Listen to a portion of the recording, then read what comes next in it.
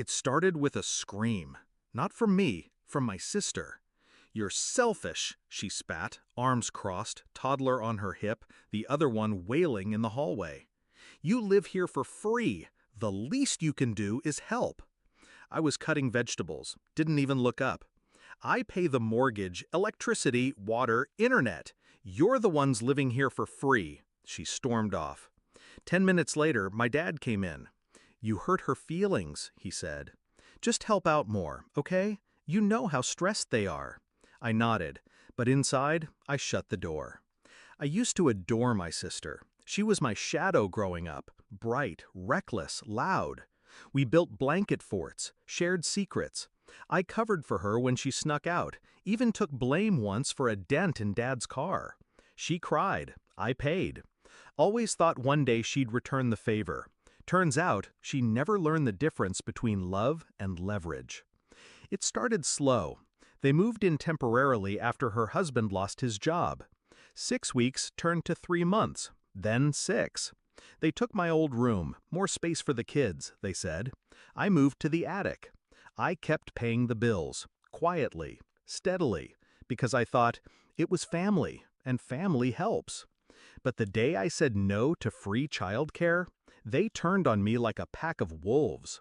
It wasn't just her, it was all of them.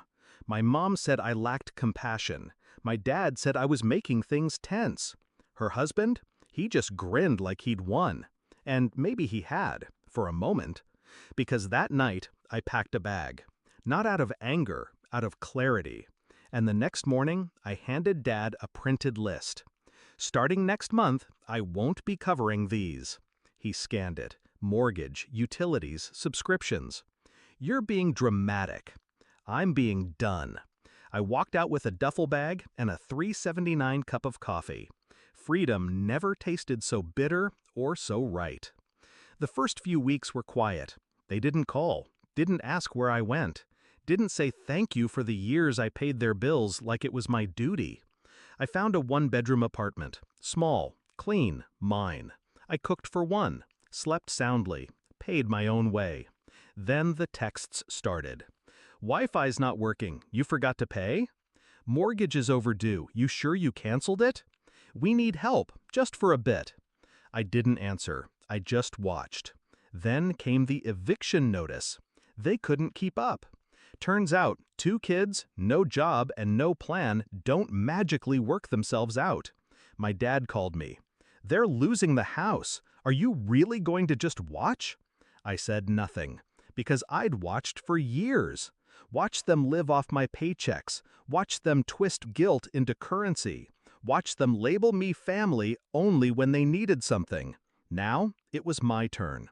I did help though, just not the way they expected. I contacted the landlord, told him I'd been the silent payer for years. I gave him documentation, transfer receipts, statements, and I offered him a clean break. He could sell. A week later, the house went on the market. 3 months after I left, they were out. I ran into my sister at the grocery store a few weeks later. She looked tired. Unbrushed hair, cracked phone screen, baby crying in the cart. She didn't speak right away. Then she muttered, "You ruined everything." I took a deep breath, held her gaze.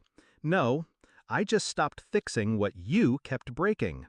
My parents now rent a small condo across town.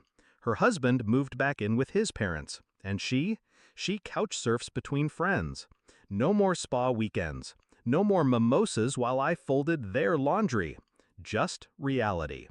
It was never revenge. It was release.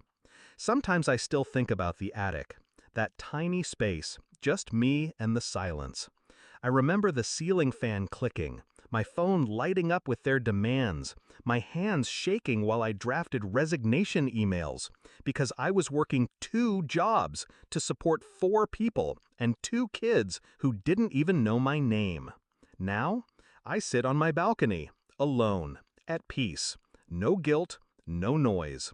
They called me selfish, but selfish is giving people just enough rope to see what they do with it. Turns out, they hung themselves, and all I did was let go of the end.